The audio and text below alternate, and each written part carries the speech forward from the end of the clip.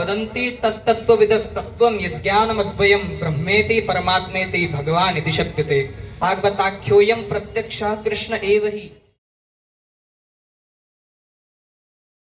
नमभीष्टदोहं तीर्थास्पदं शिवगिरिञ्चिनुतं शरण्यं धृत्यार्तिहं प्रणतपालभवाब्धिपोतं वन्दे महापुरुषते चरणारविन्दम्।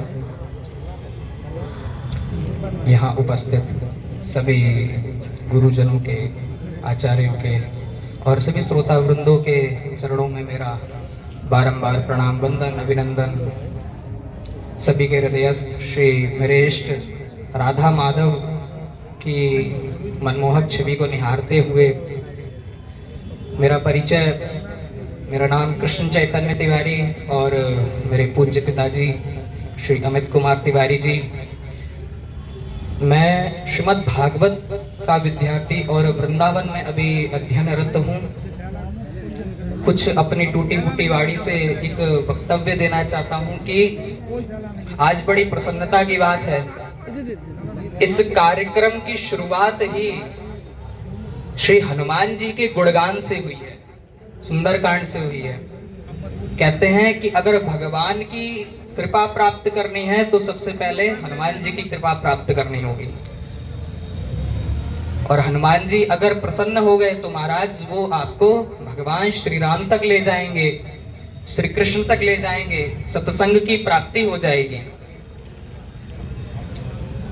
और भगवान की कथा श्रीमद् भागवत का अर्थ क्या है?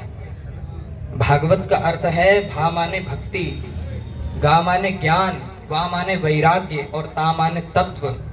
और श्रीमद् जो लक्ष्मी यानी श्री राधा रानी, श्री जानकी जी के आशीर्वाद जिसको प्राप्त है, ऐसा ग्रंथ श्रीमद् भागवत। जीवन में भक्ति, ज्ञान, वैराग्य जब तीनों का संतुलन बनेगा तभी जीवन का कल्याण होगा। जीवन में भक्ति है, ज्ञान है, लेकिन वैराग्य नहीं है। जीवन में वैराग्य भी जरूरी है, ज्ञान भी जरूरी है, भक्ति भी जरूरी है, तब जाकर आप तत्व को जानने की सामर्थ्य प्राप्त करते हैं। तत्व क्या है? बोले भागवत जी में कहा, वदन्ति तत्तत्त्वविदस्तत्त्वं यज्ञानमद्वयं ब्रह्मेति परमात्मेति भगवान् इति शक्यते। तत्व जो ज्ञाता और ज्ञेय के भेद से रहित अद्वितीय सच्चिदानंद घन, उस प्रकाश को, उस ज्ञान को लोग तत्व कहते हैं। कुछ लोग उसको, जब वो निर्गुण निराकार रहता है तो उसको ब्रह्म कहते हैं, वो सगुण निराकार रहता है तब उसे परमात्मा कहते हैं, और जब वो भगवान श्री राम या श्री कृष्ण के रूप में अवतरित होता है तब उसे भगवान कहते हैं। भागवत जी कौन है? बोले श्रीमद् भागवताख्योऽयं प्रत्यक्षः कृष्ण एव हि। यह कोई ग्रंथ नहीं है, ये भगवान श्री कृष्ण की वांगमयी, शब्दमयी प्रत्यक्ष मूर्ति है। स्वयं भगवान इसमें विराजमान है।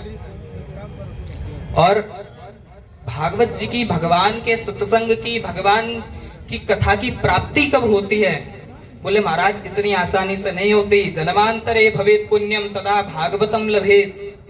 जब जन्मांतरों के पुण्यों का उदय होता है और जब महापुरुषों की सन्निधि प्राप्त होती है, भाग्योदयेन बहुजन्म समर्जितेन सत्संगमं च लभते पुरुषो यदा वै अज्ञान हेतु कृतमोह मदान्धकार नाशम विधाय हि तदोदयते विवेक।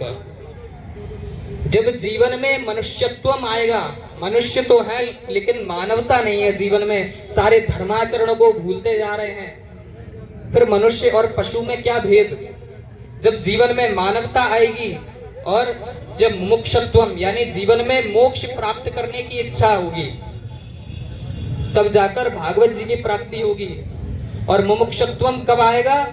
बोले जब धर्म, अर्थ, काम और मोक्ष, इन चारों का जीवन में संतुलन बना रहेगा। धर्म क्या है?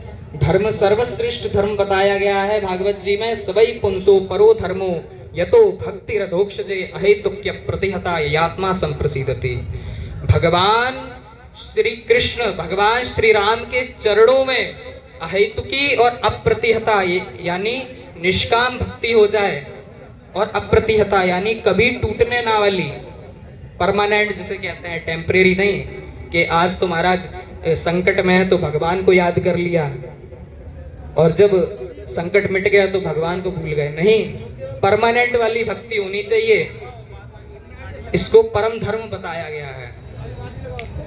धर्म का फल क्या है? बोले धर्म का फल मोक्ष है। आप धर्म करेंगे, आप सबका भला करेंगे, सब में भगवान के दर्शन करेंगे तो आपको मोक्ष प्राप्त होगा।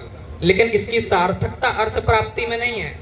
आप ये सोचे कि हम अर्थ कमा लें, धन कमाकर हम मुक्त हो जाएंगे, ऐसा नहीं है। आपको भगवान की प्राप्ति नहीं होगी। अर्थ किस लिए? बोले महाराज अर्थ केवल धर्म के लिए है। जितना आप कमा रहे हैं उसमें अपना जीवन निर्वाह करें, और जितना बच रहा है उसको धर्म में लगाएं। धर्म, अर्थ। तीसरे नंबर पे आया महाराज काम। काम क्या है?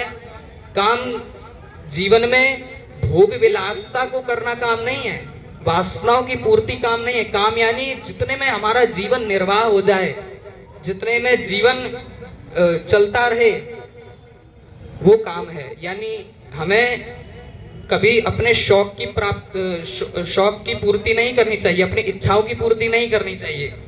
तब जाकर जब तीनों का संतुलन बनेगा तब मोक्ष की प्राप्ति होगी। और मोक्ष की प्राप्ति कैसे? कि महाराज मुक्त हो जाएंगे। कि कैसे मुक्त होंगे? मोक्ष का अर्थ है मोह का क्षय हो जाना। किसी भी वस्तु से, किसी भी प्राणी से, किसी भी चीज से आपको मोह का क्षय हो जाना, यानी उसमें आसक्ति ना होना, वैराग्य हो जाना ही मोक्ष की प्राप्ति है।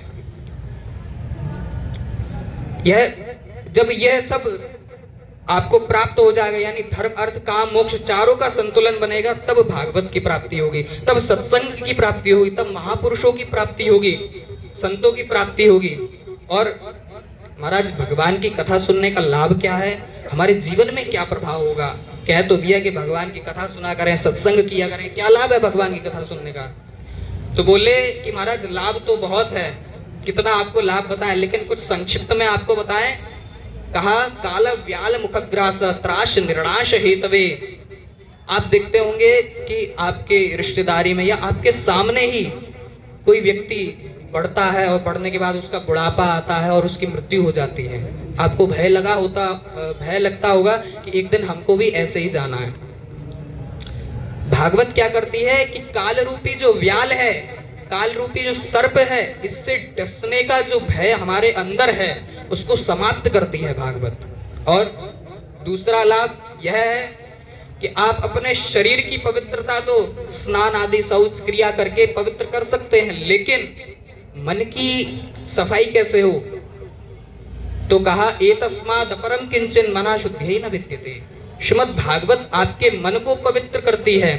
तीसरा लाभ महाराज, तीसरा लाभ कहा कि यत्फलम नास्ति तपसा न योगेन समाधिना तत्फलम लभते सम्यक कलौ केशव कीर्तनात्। जो फल सतयुग में आपको हजारों वर्ष तपस्या करने से मिलता था, और वही फल त्रेता युग में आप हजारों वर्ष यज्ञ करेंगे, हजारों यज्ञ करेंगे, तब जाकर उसकी प्राप्ति होगी। द्वापर युग आया महाराज, पूजा अर्चन करने लगे, दान करने लगे, उस फल की प्राप्ति होने लगी, भगवान के प्रत्यक्ष दर्शन होने लगे। एक बार की बात, देवताओं ने ब्रह्मा जी से पूछा, महाराज कलयुग में लोग तो बड़े आलसी होंगे, ना तो तपस्या कर पाएंगे ना कुछ कर पाएंगे, तो आप कुछ ऐसा साधन बतलाइए कि महाराज आसान से आसान में भगवान की प्राप्ति हो जाए। तब ब्रह्मा जी ने 108, हमारे सनातन धर्म में 108 उपनिषद हैं, तो ब्रह्मा जी ने 108 उपनिषदों में से कली संतरणोपनिषद से निकालकर बताया कि महाराज जीव कलयुग में केवल भगवान के नाम का आश्रय ले ले, मात्र श्री राम, श्री कृष्ण, राधा या नारायण, बस नाम ले ले, उसमें ही आपको भगवान की प्राप्ति हो जाएगी। अब मैं आप लोगों का ज्यादा समय ना लेकर अपनी वाणी को यहीं विराम देता हूँ। वसुदेव सुतम देवम कंस चाणूर मर्दनम देवकी परमानंदम कृष्णम वंदे जगद्गुरुम। बोलिए भक्तवत्सल भगवान की जय। अभी